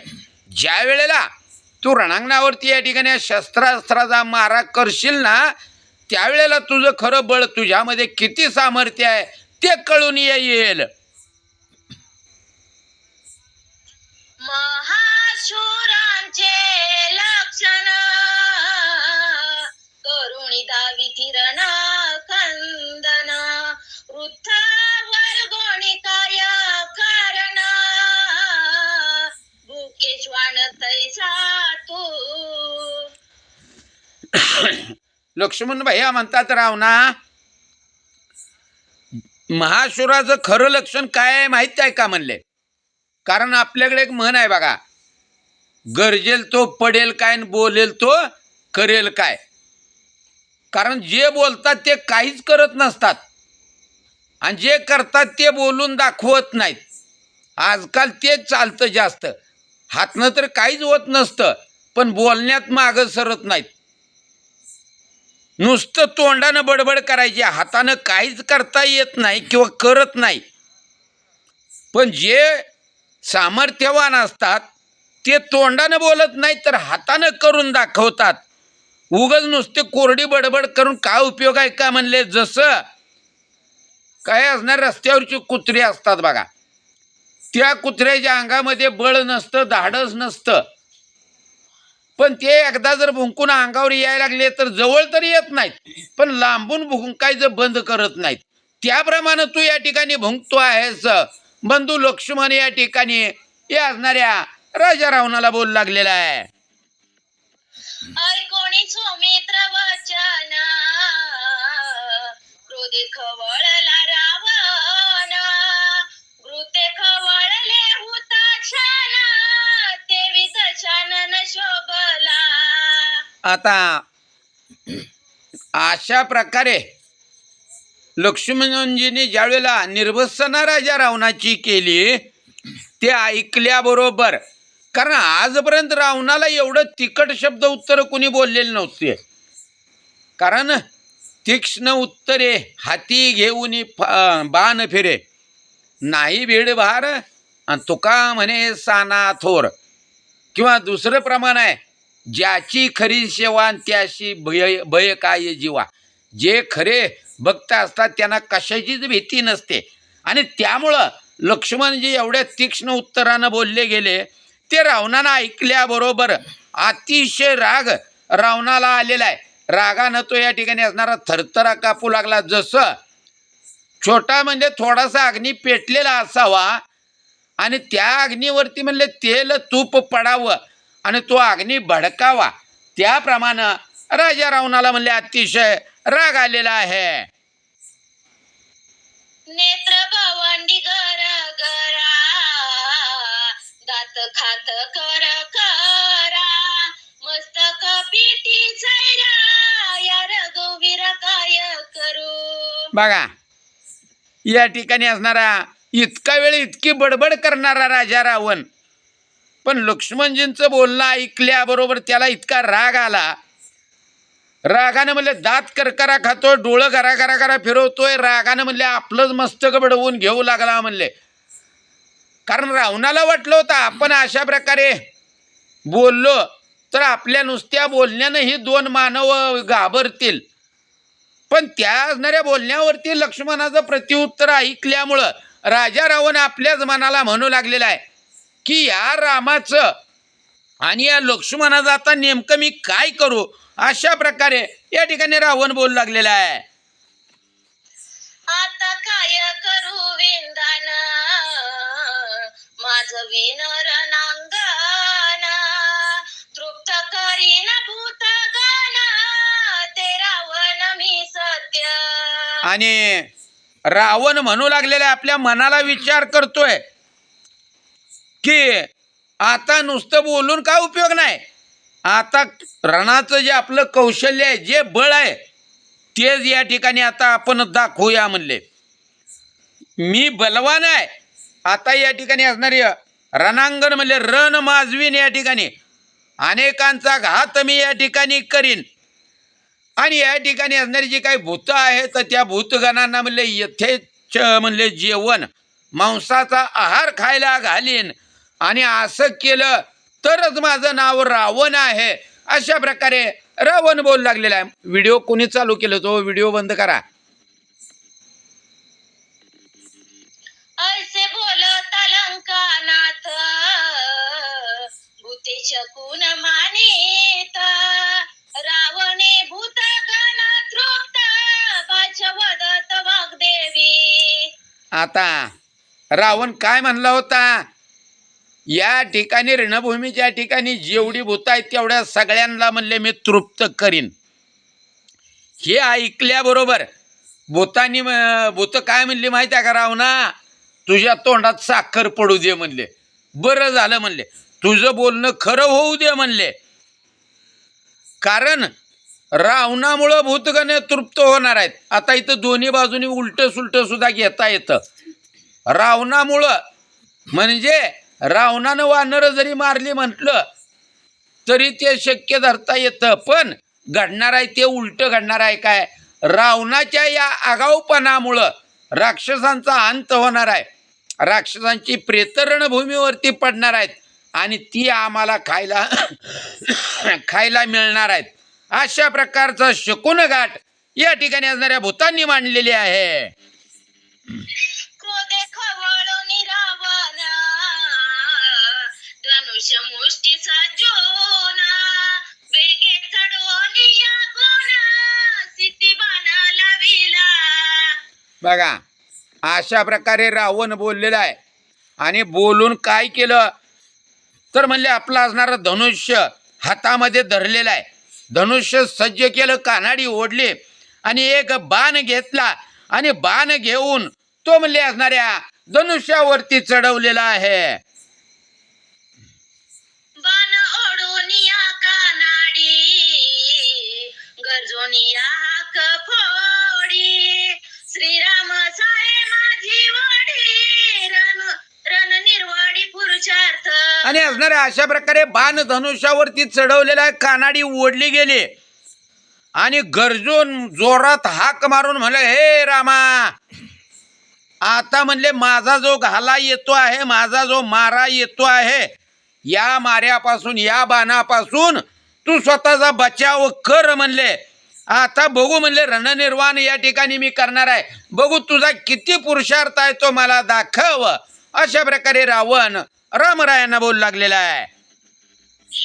तव उठावलेच कळदाळ रणी उठला हल्ल कल्लोळ.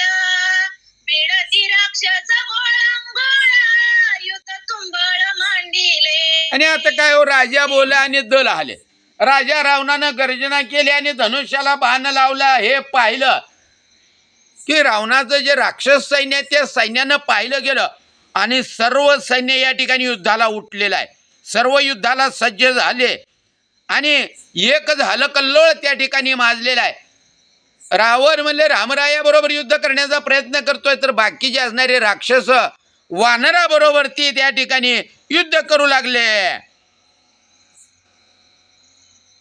राक्षस बळे हानी ती काती वानर हाते झेली ती. फिरोणी त्याची वापेती लोळवित राक्षसा. बघा, या ठिकाणी असणारे राक्षस काय करत होते तर आपल्या हातामध्ये जे काही शस्त्र आहेत, काय जे हातामध्ये हत्यारा असेल ते घ्यायचं आणि गरगरा फिरवून वानरावरती फेकून मारायचं. पण वानर कसे तर अतिशय चंचल चपळ असतात. आलेले जे काही शस्त्र, मग काठी असेल, भाला असेल, वरची असेल, काय असेल ते घ्यायचं आणि फेकून हाणलं की ते वरच्यावर वानरांनी झेलायचं आणि त्यांचं शस्त्र त्याच राक्षसावरती वानर म्हणले फिरून मारू लागलेले आहेत. राक्षस ओपीत आले उठती वानरांची कपाळे. अछूत दिसती बंबाळे सर्वांग निथळ वानरांचे. आणि काही राक्षस म्हणले हातामध्ये असणारा भाला म्हणले वानरावरती फेकून मारू लागलेले आहेत. आणि तो भाला चुकून एखाद्या वानराच्या कपाळावरती लागावा. कपाळ म्हणले या ठिकाणी असणार कपाळावरती जखम व्हावी आणि त्या जखमेतून रक्तबंबाळ होऊन सर्वांग म्हणले वानरांचं या ठिकाणी रक्तबंबाळ झालेलं आहे. सर्वांगातून किंवा म्हणले मस्तकातून रक्त या ठिकाणी वाहू लागलेलं आहे. अशा प्रकारचं तुंबळ घनघोर असं युद्ध या ठिकाणी चालू झालेलं आहे. गैरिकादिक दाता ओहळता शोभे पर्वत.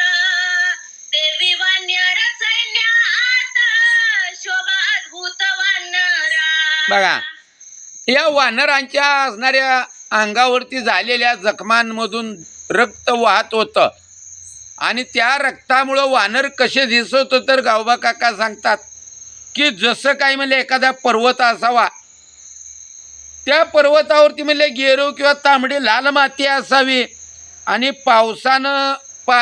पावसाच्या पाण्यानं ती लाल माती वाहू लागली की तो पर्वत जसा लालबुंद दिसावा, त्याप्रमाणे असणारे बलाढ्य वानरवीर रक्तानं लालबुंद दिसू लागलेले आहेत. तू तती वानर कपाळे पुछे कमळोनी बाळे सवेची भिडती गोळंगोळे श्रीराम बळे अनिवार्य. आता या राक्षसांच्या शस्त्रामुळं वानरांना म्हणले जखमा होत होत्या, जर्जर होत होते. कुणाच्या मस्तकावर लागतंय, कुणाला कुठं लागतंय, कुणाला कुठं लागतंय. पण हे असणारे वानरवीर कसे होते तर बलवान होते, निधडे वीर होते. आपल्या शेपटानं ती जखम बांधायची, आवळायची आणि पुन्हा त्वेषानं आवेशानं पुन्हा वानर म्हणले या ठिकाणी असणाऱ्या राक्षसांबरोबर युद्ध करायला भिडायचे.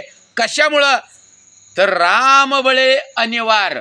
कारण त्यांच्या अंगामध्ये बळ होतं. ते कशाचं बळ होतं तर म्हणले ते वानर रामनामाचा खुराक नित्य खात होते. कुठलंही कार्य करत असताना या ठिकाणी रामनामाचा जप ते कधी तुटू देत नव्हते, खंड पडू देत नव्हते. आणि त्या रामनामाच्या बळामुळं वानर म्हणले या ठिकाणी कुठल्याही म्हणले या ठिकाणी असणाऱ्या जखमेला किंवा कशालाही घाबरलेले नाहीत. गाव लागे जेथा जेथ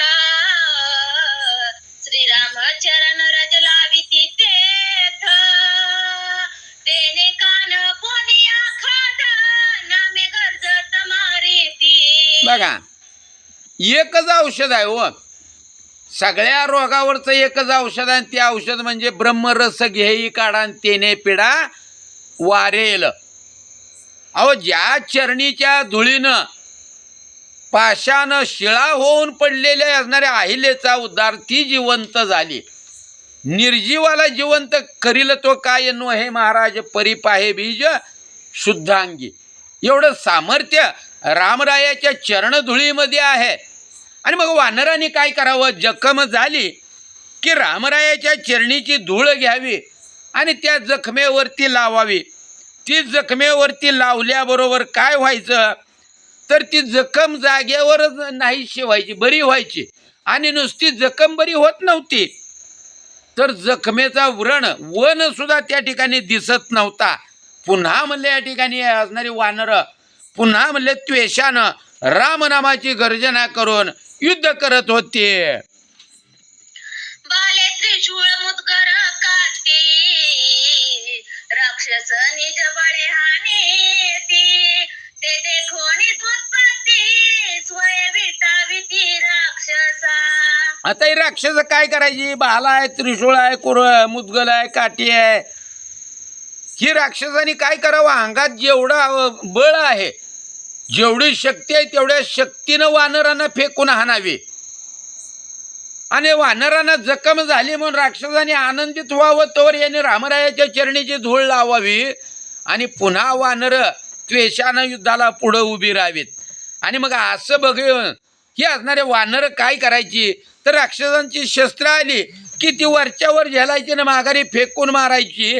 आणि नुसतं माघारी फेकून मारायची नाही तर त्या असणाऱ्या राक्षसांना म्हणले या ठिकाणी असणारं वाकडं दाखवू लागले. त्यांची म्हणले विटंबना करू लागले. त्यांना म्हणले या ठिकाणी असणारं चेष्टा केल्यासारखं म्हणजे असणारी वानर राक्षसांची फजिती करू लागले. वाकुल्या गाओनी तयाकडे चवेची हानी ती पर्वत खडे नामे गरजती माकडे भिडती निवाडे रणमारा. बघा, नुसतं या ठिकाणी असणारं युद्धच करता येतं असं नाही हो. युद्ध करत असताना सुद्धा वानरांनी त्यांच्या असणाऱ्या ज्या काय माकड चेष्टा आहेत त्या सोडलेल्या नाही आहेत. ते राक्षसांना वाकडं दाखवतायत, खोड्या करतायत. आणि तेवढं करत असताना सुद्धा गडबडीनं म्हणलं एखादा पर्वत उचलावा, एखादी मोठी शिळा उचलावी, एखादा मोठा दगड उचलावा आणि रामनामाची गर्जना करून ही वानरं म्हणले राक्षसांवरती मारू लागलेले आहेत. निळी माळाचे पांगोरे राक्षस आणि ती तो मारे दोंडे गुंडे पर्वत शिखरे घेऊन वानरे ठोकीती. पहा या ठिकाणी काय झालेलं आहे, राक्षसांनी काय करायचं तर गोपन घ्यायची, गोपनीत गुंड घालायचं आणि कर कर कर कर फिरवून वानरांना हाणावं. पण ते सगळं कुणीकडे जायचं. पण वानरांनी काय करायचं, दोंड गुंड काय गावल ती पर्वत शिखर शिळा काय गावल ती घ्यायचं आणि राक्षसांना ठोकायचं. एकच काम म्हणलं या ठिकाणी आता असणारे वानर करू लागले. वीर खवळले अति क्रोधे रणी मातले रण मंदे एक नाचती युद्ध छंदे रणछंदे तळपती. बघा हे जे वीर होते, मग राक्षस वीर असतील वानर वीर असतील, दोन्ही खवळलेले आहेत, अतिशय राग आलेला आहे. रणमदानं ते मातले गेले, त्या उन्मत्त झालेले आहेत.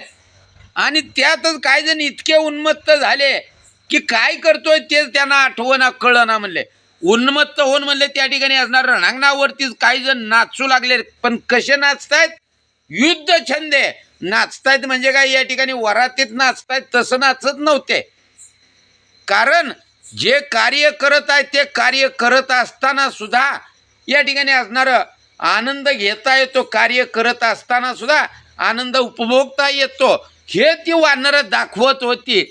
आणि म्हणले रणछंदानं आनंदानं म्हणले उड्या मारत या असणाऱ्या राक्षसांवरती मारा करू लागले.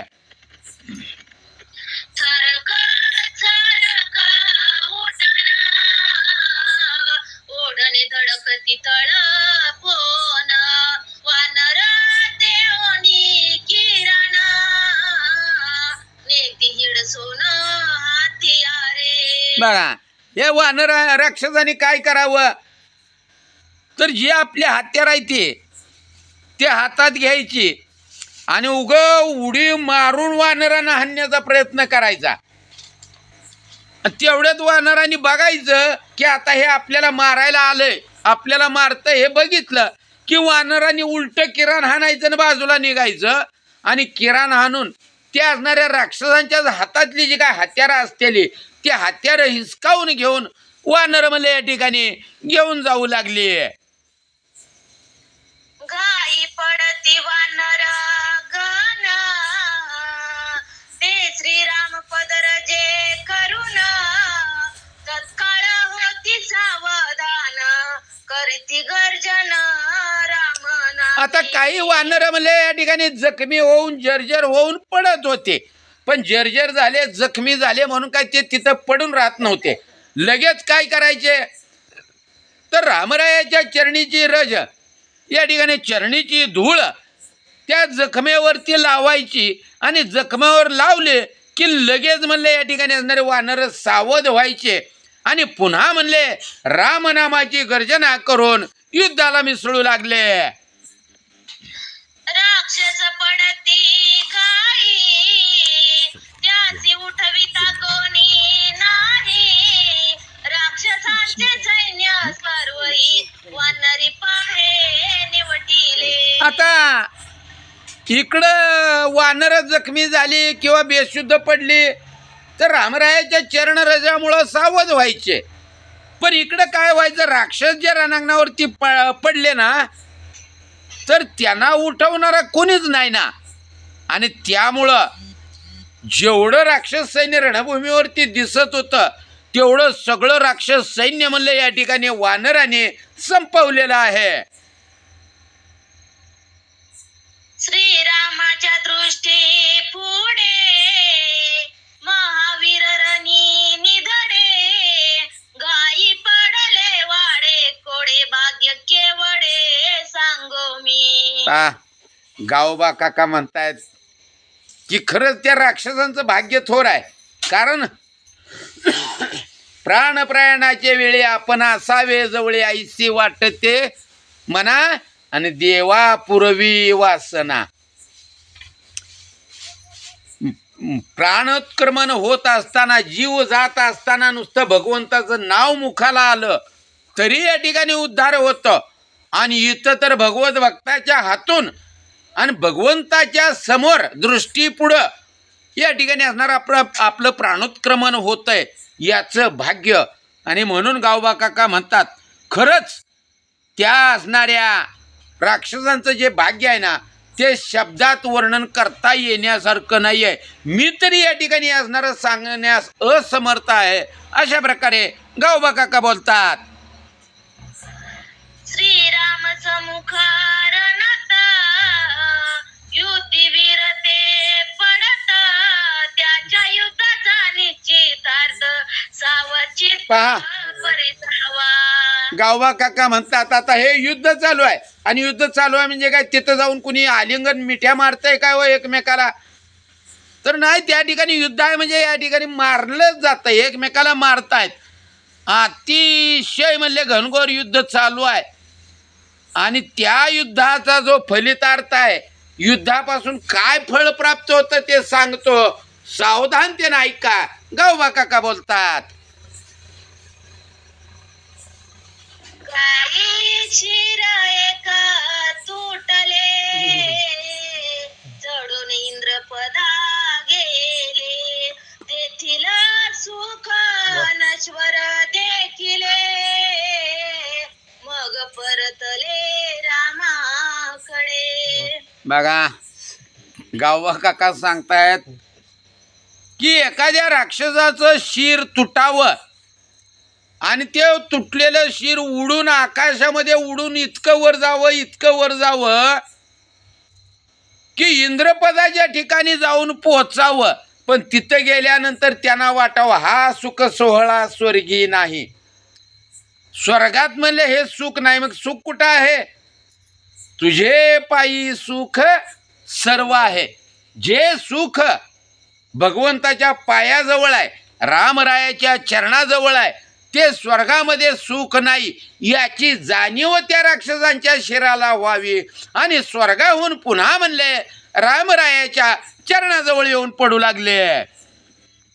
श्रीराम दृष्टी पुढे स्वर्ग सुख ते बापुडे श्रीराम चरणी सुख गाडे जन्म मरण पुढे असेना.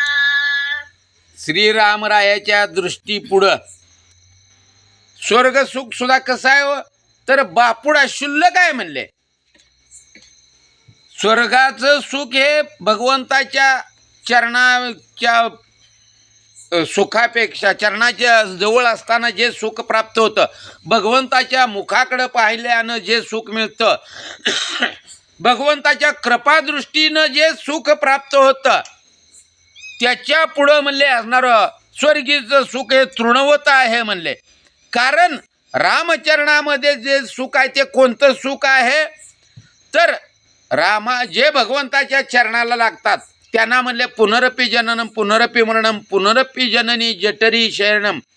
हे जे राहटगाडगा आहे, जन्म मरणाचा फेरा आहे, त्या जन्म मरणाच्या फेऱ्यातून जीव म्हणले या ठिकाणी मुक्त होतो. एवढं मोठं सुख म्हणले माझ्या रामरायाच्या चरणाजवळ आहे.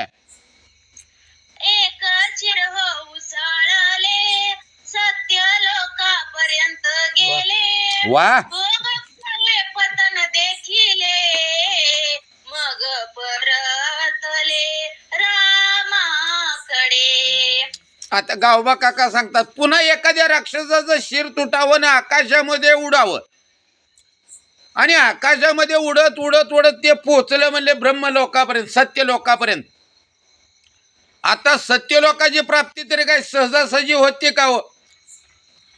मग त्या सत्यलोकाला ते शिर गेलं आणि तिथं गेल्यानंतर बघितलं, कारण पुण्याची पावटी सरे, तिथं गेल्यानंतर काय तिथं कायमचं राहता येत नाही. बरं, ते असणार ब्रह्मलोक तरी काय या ठिकाणी असणार निष्कलंक आहे का हो?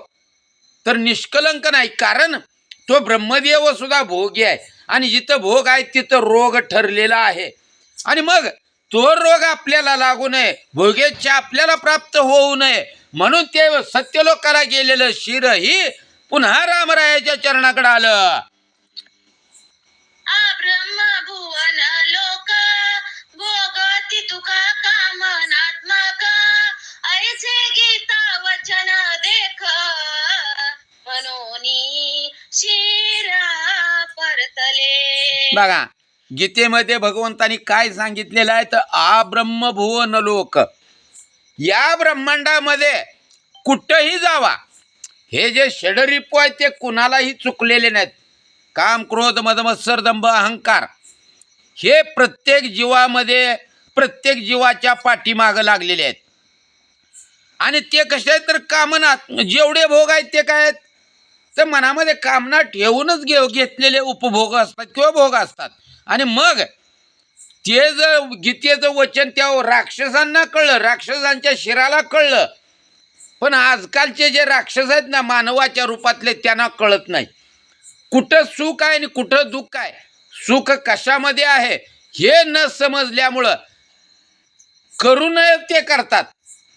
वासना वडाळ गाई गड्यानो वासना वडाळ गाय, किंवा मन हे अतिशय चंचल असतंय, जे ते जाऊ नये ते ते जाय, जे खाऊ नये ते ते खाय, हे आजकालची अवस्था आहे.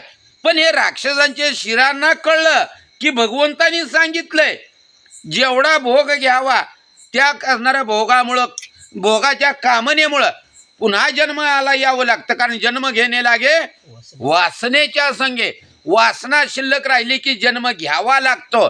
मग आपली वासनाच शिल्लक राहू द्यायची नसेल तर मग काय करावं लागेल? जर सुखरूप व्हायचं असेल तर कुठं जावं लागेल?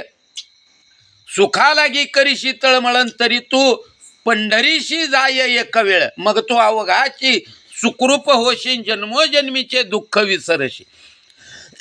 किंवा तुका म्हणे तुझं काही न मागवा आणि तुझे पायी सुख सर्व आहे, असा विचार करून ते शिर परत फिरू लागले. शिर उसळले तुटोन वैकुंठ पर्यंत गेले उडोन नावाने कदेशी स्थान धिक्कारून परतले. आता काही एक शिर म्हणले तुटलं, उडलं आकाशामध्ये आणि वर वर वर वर वर वैकुंठाला गेलं. कारण वैकुंठाशी जावया तपाचे सायास, तप न करता सुद्धा हे शिर म्हणले वैकुंठाला पोचलं. वैकुंठाला पोचलं आणि तिथली अवस्था बघितली. पण कसं आहे हो, कारण वैकुंठाला गेलं तर तिथं कामच नाही हो, काहीच करायचं नाही, काम नाही झालो पाहिजे रिकामा. मग आपल्याला माहित आहे रिकामं बसून करमतं का हो? कारण रिकामं मन सैतानाचं घर. अरे इथं बसून तरी काय एका ठिकाणाला बसून करावं असा विचार करून वैकुंठाचाही म्हणले या ठिकाणी धिक्कार करून ते शिर परत आले. कारण स्वर्गीची अमर इच्छिता ती देवा आणि मृत्यूलोकी व्हावा जन्मामा. कारण जे या मृत्यूलोकाच्या ठिकाणी आहे, जे सुख इथं आहे, कारण याची देही घडे देवाचे भजन. याच मानव देहामध्ये या मृत्यूलोकामध्ये आल्यानंतरच भगवत प्राप्ती करून घेता येते हे त्या राजणाऱ्या राक्षस शिराला कळलं. आणि वैकुंठाचा त्याग करून पुन्हा ते म्हणले या ठिकाणी रामरायाच्या चरणाकडे आले.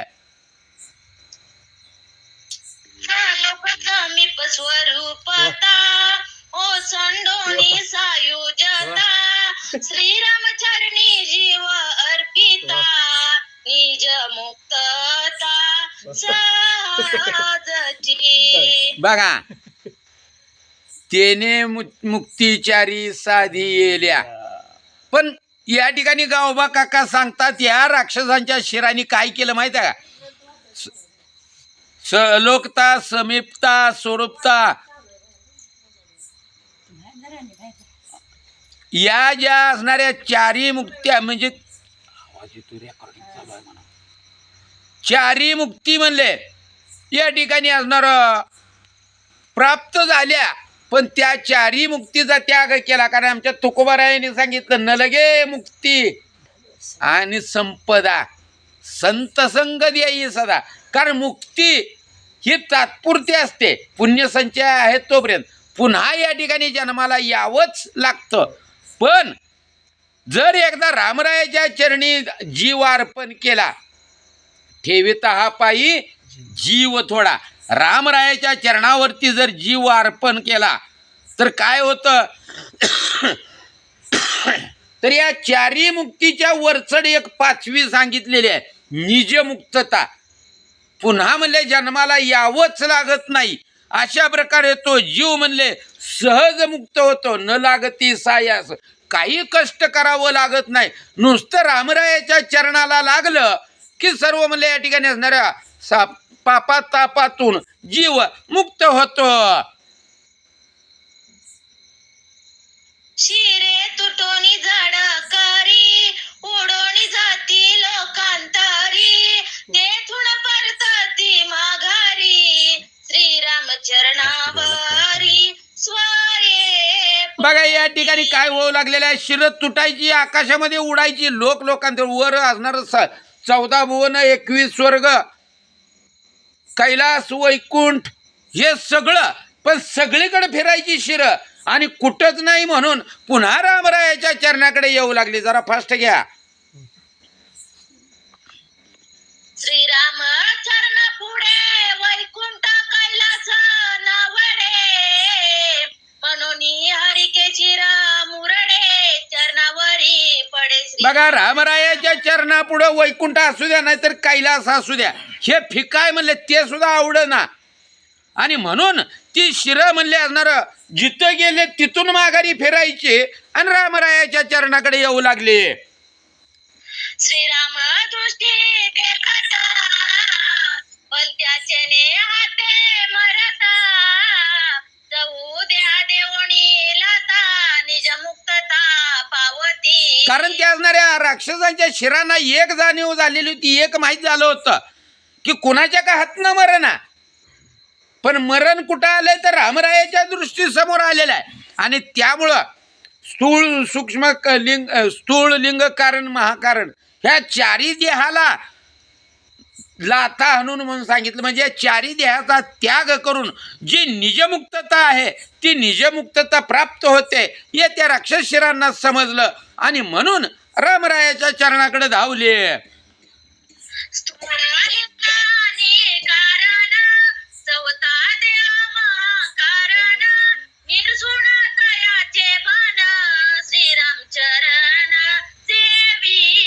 बघा स्थूळ लिंग कारण आणि चौथा असणारा महाकारण या चारी देहाचं निरसन केलं. म्हणजे आसो कोटे तो आठवची नाही देहीच विदेही भोगोदशा. या देहाचा विचार न करता तुझे कारणी देह माझा पडावा, हा देहच म्हणले रामरायाला अर्पण केल्यामुळं आपल्याला या ठिकाणी निजमुक्तता प्राप्त होते. असा विचार करून ते शिर रामरायाच्या चरणावर पडू लागले. शिरे परतोनी मागुती श्रीरामा देव वाळीती एवढी चरणावरी पडिती उत्तीर्ण होती चाहू देहा. बघा शिर जी उडून जात होती ती जाताना डाव्या बाजूने वर जायची आणि बरोबर उजव्या बाजूने खाली पडायची. म्हणजे जणू काही जिवे भावे ओवाळे स्वतःच्या शिरानंच म्हणले, ते शिरच म्हणले रामरायाला ओवाळत आहेत आणि ओवाळून रामरायाच्या चरणाजवळ पडू लागले. मागील जन्माचे उसने वीर काढीती श्रीराम चरणे उसन्या गाई सकून मरणे नमन मरधरणे उठावीती. बघा मागील जन्मीचे उसने आणि वीर काढती श्रीरामचरणे, मागे बहुता जन्मी आणि हेची करीता आलो आणि जन्मोजन्मामध्ये जी काही पुण्यसंचय केलेला होता त्यामुळं रामचरण प्राप्त होत. मग मागचं कारण तुकोबाराय सांगतात बा चाल जाऊ संतापुढे न्याय करतील रोकडे. देवाकडनं जर मागून घ्यायचं असेल तर अशा पद्धतीनं घ्यावं लागतं. पुण्यसंचय व्हावा लागतो त्यावेळेला रामचरण भेटतात आणि म्हणून ते मागचं लक्षात आणून हे वीर म्हणले या ठिकाणी असणारं उसण्या घाई म्हणले युद्ध करतायत. कशासाठी? तर बळच पुढं जायचं की जेणेकरून रामाच्या समोर मला या ठिकाणी शस्त्र लागावं आणि माझा प्राण जावा. म्हणून म्हणले वीर म्हणले त्या ठिकाणी पुढे येऊ लागले. पण त्यामुळं फायदा काय? तर या देहामध्ये एकदा जर रामरायाच्या समोर देहत्याग झाला, प्राणोत्क्रमण झालं, तर पुन्हा म्हणले जन्म मरणाचं जे धरणं आहे ना ते धरणं न उठलं जातं, नाहीच होतं. पुन्हा जन्माला यावं लागत नाही.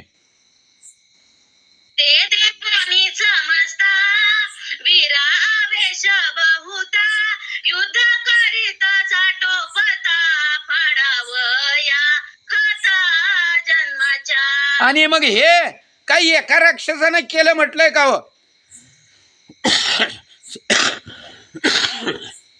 सगळ्या वीरांनी पाहिलं की एक जण एक धावे एका पुढे, एकाच्या पुढे एक धावू लागले. तुझ्या आधी माझा नंबर लागू दे म्हणून. आजच्या सारखं नाही तू पुढं हो मी मागं आहे म्हणायला.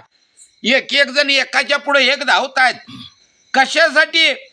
तर युद्ध साठोप थांब म्हणले तुझ्यात जरा बळ कमी आहे मी पुढं होतो. पण हेतू एकच की पुढं गेल्यानंतर काय होणार आहे? फाडावया खता जन्माच्या. खत जे काय बॉन्ड पेपर लिहून ठेवलेला असतो का नाही तो फाडायचा आहे. जन्माचं खत फाडायचं जर असेल तर काय करावं लागतं? एक तर संतांना शरण जावं, नसेल तर भगवंताला शरण जावं. तुका म्हणे तुझं सोडविना कोणी एका चक्र पाणी वाचून या. आणि म्हणून या ठिकाणी वीर म्हणले युद्धाला त्वेषानं पुढे येऊ लागले. काका घ्यायचंय का पुढं? किती वाजले टाइम? हां बास करू. वव्या भरपूर आहेत पुढं.